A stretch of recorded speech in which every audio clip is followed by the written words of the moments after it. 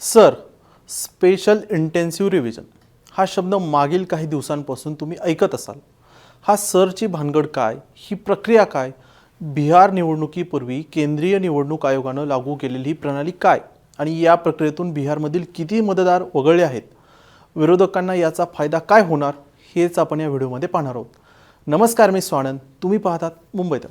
बिहार निवडणुकीच्या पूर्वसंध्येला काँग्रेस नेते आणि लोकसभेतील विरोधी पक्षनेते राहुल गांधी यांनी निवडणूक आयोगाच्या कारभारावर बोट ठेवले. राहुल गांधींनी काही दिवसांपूर्वी दिल्लीत प्रेस घेत कर्नाटकातील महादेवपुरा मतदारसंघात खोटे मतदार, खोटे पत्ते, एकाच घरात अनेक मतदार आणि फॉर्म 6चा केलेला गैरवापर अशा बाबींवर राहुल गांधींनी बोट ठेवले. त्यामुळे निवडणूक आयोगाच्या कार्यपद्धतीवर देशभरातून प्रश्न उपस्थित केले जात आहेत. पण मागील काही दिवसांपासून तुम्ही सर हा शब्द बातम्यांमध्ये पाहत असाल किंवा विरोधकांवर यामध्ये बोलताना पाहिलं असेल. तर सर हा स्पेशल इंटेन्सिव्ह रिव्हिजन आहे. 24 जूनपासून बिहार निवडणुकीच्या पूर्वी निवडणूक आयोगानं 2003 नंतरच्या सर्व मतदारांना नव्यानं पुरावे जमा करण्यास सांगितलं. यामध्ये 11 पुरावे जमा करण्यास सांगितलं. पण यामध्ये आधार कार्ड, पॅन कार्ड आणि मतदान कार्ड पुरावा म्हणून ग्राह्य धरलं जाणार नाही. या व्यतिरिक्त निवडणूक आयोगानं मागितलेल्या 11 कागदपत्रांपैकी अनुसूचित जाती, अनुसूचित जमाती प्रमाणपत्र आणि वनहक्क प्रमाणपत्र किंवा कायमस्वरूपी रहिवासी प्रमाणपत्र मागितलं आहे. तसेच जन्मतारीख किंवा जन्मस्थान दर्शवत नाहीत असे देखील कागदपत्रे आहेत. हे सर्व कागदपत्रे जमा करण्याची मुदत होती 25 जुलैपर्यंत. आता या सर्व प्रक्रियेतून किती मतदार वगळले गेले? निवडणूक आयोगाच्या या प्रक्रियेतून जवळपास 62 लाखांपेक्षा अधिक मतदार वगळले गेले आहेत, ज्यांचे की जे पत्ते आहेत ते अधिकृत नाहीत किंवा त्या मतदारांनी जो पत्ता दिला आहे तिथे ते सापडले नाहीत.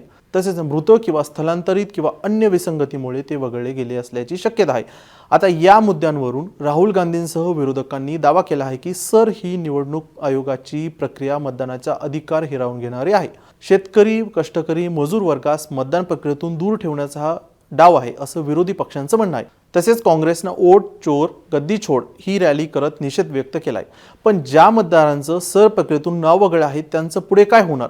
तर सुप्रीम कोर्टानं 14 ऑगस्टला निवडणूक आयोगाला दिलेल्या निर्देशानुसार 19 ऑगस्टपर्यंत आत्तापर्यंत मतदार यादीतून ज्या 65 लाख मतदारांना वगळलं आहे त्यांची जिल्हा स्तर, बूथ स्तर यादी कारणांसह सर्व ठिकाणी जाहीर करा. तसेच ती यादी ऑनलाईन आणि BLO ग्रामपंचायत कार्यालयांसह अन्य संबंधित शासकीय कार्यालयांमध्ये लावण्यात यावी असं सुप्रीम कोर्टानं सांगितलंय.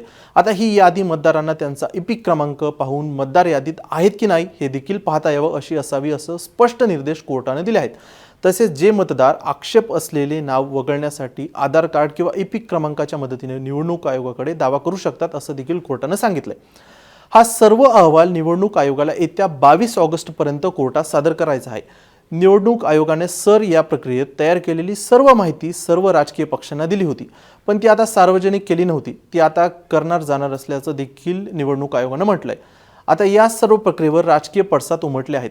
सुप्रीम कोर्टाने निवडणूक आयोगाला जे आदेश दिले आहेत त्यावर म्हटलंय की लोकशाही जिंकली. राहुल गांधी आता बिहारमध्ये 17 ऑगस्टपासून वोट अधिकार यात्रा करणार आहेत. आधीच राहुल गांधींच्या पत्रकार परिषदेनंतर निवडणूक आयोगाच्या कामाबद्दल विरोधकांकडून संशय निर्माण केला जातोय. आता ही यात्रा काढल्यानंतर राहुल गांधी काय सांगू इच्छितात हे येणाऱ्या काळातच कळेल. सर ही प्रक्रिया भाजपला फायदा करून देणार आहे असं देखील राष्ट्रीय जनता दलानं म्हटलंय. एकूण तर आता जे मतदार वगळले गेले आहेत त्यांच्यासाठी विरोधक रस्त्यावर उतरले आहेत. याचा फायदा नेमका कोणाला होतो हे येणाऱ्या काळातच समोर येईल. बाकी तुम्हाला काय वाटतं हे आम्हाला कमेंटमध्ये सांगा. बाकी तुम्ही मुंबईत पाहत राहा.